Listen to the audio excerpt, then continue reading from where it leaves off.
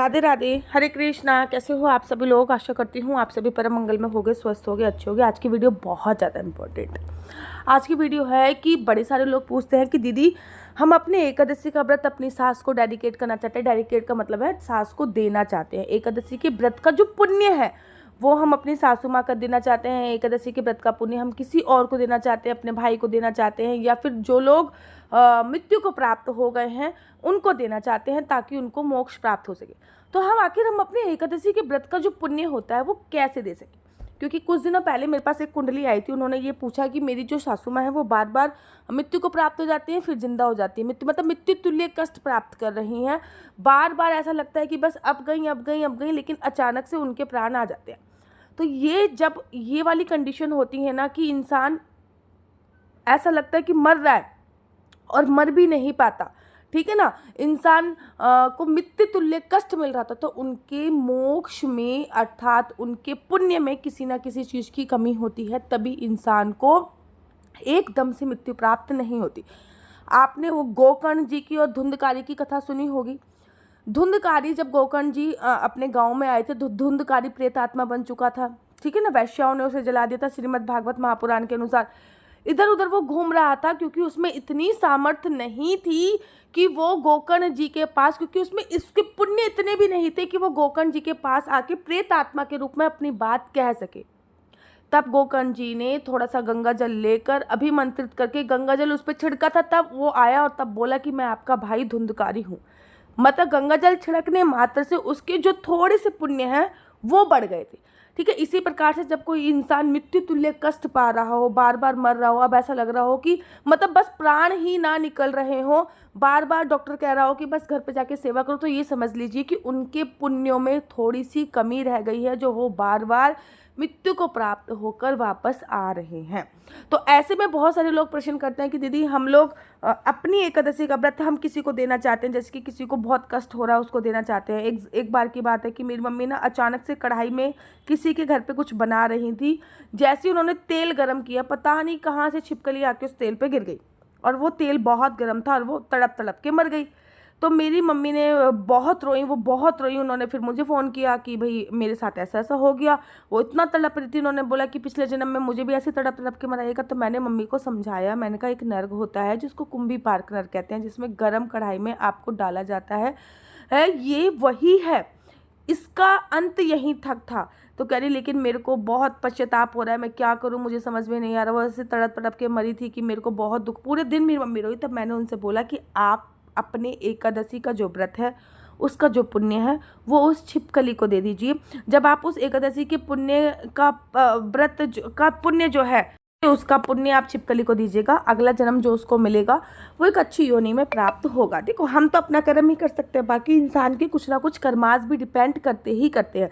तो मेरी मम्मी को समझ में आया। अगले दिन एकादशी थी, मेरी मम्मी ने एकादशी का व्रत किया और मैंने मम्मी को जैसे जैसे बताया था कि कैसे कैसे आपको पुण्य देने हैं, मम्मी ने ठीक उसी प्रकार से अपने जो पुण्य है वो छिपकली को दे दिए। तो एकादशी के बाद आती है द्वादशी, जब हम अपने व्रत का पालन करते हैं, ठीक है ना। हम लोगों ने एकादशी का व्रत किया, अब द्वादशी पे जब हम व्रत का पालन करते हैं, जब हम एकादशी का व्रत का संकल्प लेते हैं, तो उस समय पे नहीं बोला जाता कि हम अपना जो पुण्य है वो इसको दे रहे हैं। जब हम द्वादशी पे व्रत का संकल्प करते हैं, जब हम द्वादशी पे व्रत खोलते हैं, द्वादशी पे ना जब व्रत नहीं खोला जाता, सुबह सुबह उठ के द्वादशी पे स्नान करने के बाद लड्डू गोपाल को स्नान कराया जाता है। उसके बाद आपको जो चने होते हैं, चने के 7 चने लेने होते हैं, उनको बीच में से तोड़ लेना होता है और उनको बना लेना होता है। आपको 14 चने लेने होते हैं और अपने हाथ में रखने होते हैं, और तब आपको संकल्प लेना होता है। संकल्प में आपको कुछ इस प्रकार बोलना होता है, श्री विष्णु श्री विष्णु श्री विष्णु। मैं अपना बोल रही हूँ, आपको अपना बोलना है। मेरा नाम आशु चौहान है, मेरा गोत्र केम लक्ष्य, मेरा निवास स्थान श्रीधाम वृंदावन है। आज मैं पूरी विधि विधान से, जैसे कि अभी कामदा एकादशी गई थी, कामदा एकादशी के व्रत का पारण कर रही हूँ। इस एकादशी के पुण्य मैं अपनी माता जी को समर्पित करना चाहती हूँ। भगवान उनको मेरी भी आयु प्रदान करे, मेरी माता जी को ये पुण्य मैं समर्पित करना चाहती हूँ। तो आप जिसको भी समर्पित करना चाहते हो, ये मैंने केवल आपको एक एग्जाम्पल दिया है माता जी का, ठीक है ना। अगर आप अपने भाई को समर्पित करना चाहते हो, कोई आपका नॉन आपके हस्बैंड है वो उनको समर्पित करना चाहते हो, तो आपको ऐसे बोला है कि मैं एकादशी के व्रत का जो पुण्य है वो इनको समर्पित करना चाहता हूँ। और ऐसा आपको बोलना है। जब आप एकादशी का व्रत रखोगे ना, जैसे कि आपके मन में आ गया कि मैं 5 या 10 एकादशी इसको देने वाली हूँ, मैं 5 या 10 एकादशी मुझे इसको देनी, तो जब आप एकादशी का व्रत रख रहे हो ना, तब आपको संकल्प लेना है एकादशी वाले दिन, श्री विष्णु श्री विष्णु श्री विष्णु। मेरा नाम आशु चौहान है, आप अपना नाम बोलिएगा। मेरा गोत्र केमलक्ष है, आप अपना गोत्र बोलिएगा। मेरा निवास स्थान श्रीधाम वृंदावन है, आप अपना निवास स्थान बोलिएगा। आज मैं पूरी विधि विधान से इन एकादशी का व्रत कर रही हूँ। आज से प्रारंभ करके आने वाली 5 एकादशी तक मैं इसका पुण्य अपनी सासू माँ, अपने ससुर जी, जिसको भी आप समर्पित करना चाहते हैं उनको दूंगा, ठीक है ना, या फिर दूंगी। उसके बाद जब भी एकादशी का आप व्रत का पालन करें, तब भी आपको ये बोलना है कि इस एकादशी का पुण्य मैं अपनी सासू माँ को दे रही हूँ। भगवान मेरे इस एकादशी पे जितने भी पुण्य मैंने संचित किए हैं वो सभी मेरी सासू माँ के पास चले जाएं, ऐसा आपको बोलना होता है। जिससे क्या होता है, अगर आप ऐसा बोल दोगे तो आपका जो पुण्य होता है एकादशी का वो किसी और के पास चला जाएगा। अगर आप किसी भी प्रकार से कोई भी वो करवाना चाहते हो तो डेफिनेटली ये सुविधा उसको मिल जाएगी। 1-2 चीज़ें और मेरे कहने पे ध्यान रखिएगा। 1-2 चीज़ें ये हैं कि अगर आपने एकादशी का पुण्य किसी को दे दिया, फॉर एग्जाम्पल मैंने अपनी एकादशी का पुण्य अपनी सासू माँ को दे दिया, तो ये ना बख्यान आपको गाना नहीं है, मैंने अपनी एकादशी का पुण्य दे दिया, मैंने अपनी एकादशी का पुण्य दे दिया। ऐसे आपको ना प्रचार नहीं करना। कुछ लोगों का आदत होती है ना, 10 रुपये देने के बाद भी प्रचार कर लेते हैं, तो ऐसे आपको प्रचार नहीं करना है कि मैंने अपना ये कर दिया, मैंने ये कर दिया, मैंने ये कर दिया। ऐसे आपको प्रचार नहीं करना है। सिंपल सी बात आपको ध्यान रखनी है, जब भी आप अपने एकादशी का पुण्य संचित दे रहे हो किसी को, तो उसके पुण्य की जो वैल्यू होती है वो कम हो जाती है अगर आप जोर जोर से उसका प्रचार करने लगते हो कि मैंने इनको 5 एकादशी दी है, या फिर ये आपने दे दिया, बहुत अच्छी बात है, लेकिन ये बात केवल आप अपने तक रखिएगा। कोई भी दान वगैरह करने के बाद या फिर किसी भी प्रकार का कोई भी पुण्य देने के बाद किसी से बताया नहीं जाता, नहीं तो उस पुण्य की जो वैल्यू होती है ना वो थोड़ी सी कम हो जाती है। तो इस प्रकार से आप अपने एकादशी का जो पुण्य है वो दे सकते हैं। मेरा नंबर आपको नीचे स्क्रीन पे दिख रहा होगा। मेरा नंबर है 4/9-20-25-65। I repeat again, 4/9-20-25-65। आपका बच्चा जॉब करेगा या बिजनेस करेगा, बिजनेस करेगा तो किस फील्ड में बिजनेस करेगा, जॉब करेगा तो किस सेक्टर में जॉब करेगा, क्या है आपका लकी नंबर, क्या है आपका लकी कलर, क्या कुंडली में सरकारी नौकरी का योग है या नहीं है, क्या कुंडली में संतान प्राप्ति का योग है या नहीं है। अगर आपका बिजनेस चलते चलते रुक गया है तो क्या रीज़न है कि आपका बिजनेस चलते चलते रुक गया है। काम समझ में नहीं आ रहा कि मैं किस चीज़ का काम करूं, बच्चे को किस चीज़ की पढ़ाई करानी है, क्या बच्चे की कुंडली में सरकारी नौकरी का योग है या नहीं है, विदेश जाने का योग है या नहीं है। ये सभी जानकारी आप मेरे से कुंडली के माध्यम से प्राप्त कर सकते हैं। एक बात याद रखिए, कुंडली देखना बिल्कुल भी फ्री नहीं है। कुंडली देखने के थोड़े से चार्जेस है, और इस नंबर पे मैं किसी भी प्रकार से कोई भी क्वेश्चन आंसर का रिप्लाई नहीं देती। ये नंबर केवल और केवल मैंने कुंडली दिखाने के उद्देश्य से दे रखा है।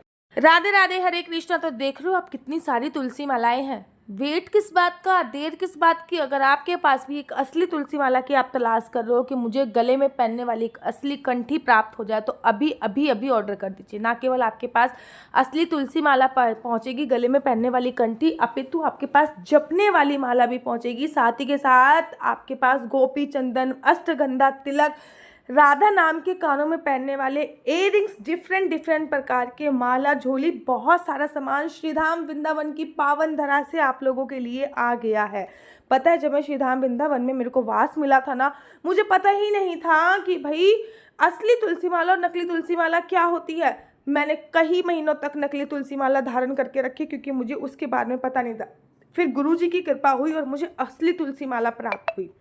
ना केवल आपको असली तुलसी माला मिलेगी, आपके लड्डू गोपाल काले हो गए हैं तो ये गोपी चंदन आप अपने लड्डू गोपाल को लगा के गोरा कर सकते हैं। इस्कॉन टेम्पल से जुड़े हो, राधा वल्लभ संप्रदाय से जुड़े हो, राधा माधव संप्रदाय पे जुड़े हो, तिलक बनाना नहीं आता तो ये तिलक का स्टैंड भी आप लोगों के लिए उपलब्ध है। ये तिलक का स्टैंड भी आप लोग इसका भी फायदा उठा सकते हो। ना केवल तिलक का स्टैंड आपको मिलेगा, अपितु राधा नाम के हार्ट शेप के इयररिंग्स हो गए, स्क्वायर इयररिंग्स हो गए, ट्रायंगल हो गए, ये सभी प्रकार के इयररिंग्स भी आपको उपलब्ध है। कितने सुंदर सुंदर है ना, सोचिए कितने सुंदर सुंदर है। और ये सभी चीज़ें आपको प्राप्त हो सकती हैं और बहुत ही सूक्ष्म अमाउंट में, मतलब बहुत थोड़े से पैसों में ये सभी चीज़ें आपको प्राप्त हो सकती हैं। अगर आप चाहते हो कि आपको ये इयररिंग्स प्राप्त हो, अश्वगंधा तिलक प्राप्त हो जो कि ओरिजिनल है, 8 प्रकार की चीज़ें इस तिलक में इंक्लूड होती हैं, लड्डू गोपाल को लगाने के लिए ओरिजिनल इत्र प्राप्त हो, क्योंकि अब तो गर्मी आ गई, गर्मी में इत्र सेवा जरूरी होती है।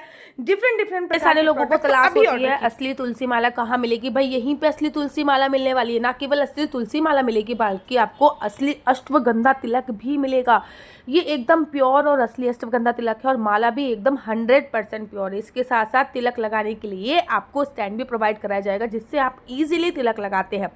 राधा वल्लभ संप्रदाय में हो गए, इस्कॉन टेम्पल में हो गए, इसी से सब तिलक लगाते हैं, ये भी आपको प्रोवाइड कराया जाएगा। इतना ही नहीं, इस पैकेज में आपको मिलेगा कानों में पहनने वाले तुलसी के असली राधा नाम के इयररिंग्स। कानों में पहनने वाले तुलसी के असली राधा नाम के इयररिंग्स आपको मिल रहे हैं। साथ ही साथ आपको बाल गोपाल, लड्डू गोपाल को लगाने के लिए असली इत्र भी आपको इसी पैकेज पे प्रोवाइड हो रहा है। जल्दी से हमारी तरफ से मिलेगा आपको लड्डू गोपाल के लिए एक छोटी सी तुलसी माला, वो एकदम गिफ्ट होएगा। मतलब 500 रुपये में 6 चीजें आप बात की। श्रीधाम वृंदावन से डायरेक्ट आपके घर पे आएगा। डिलीवरी चार्ज आपको अतिरिक्त देना पड़ेगा। इस पैकेज का प्राइस है 500 रुपये। राधे राधे, हरे कृष्णा। आपको मेरी वीडियो अच्छी लगी हो तो आप अपना यूट्यूब चैनल हरि बोल को लाइक शेयर सब्सक्राइब करना बिल्कुल भी मत भूलिए। तब तक के लिए मुझे दीजिए इजाज़त। राधे राधे, हरे कृष्णा, हरि बोल।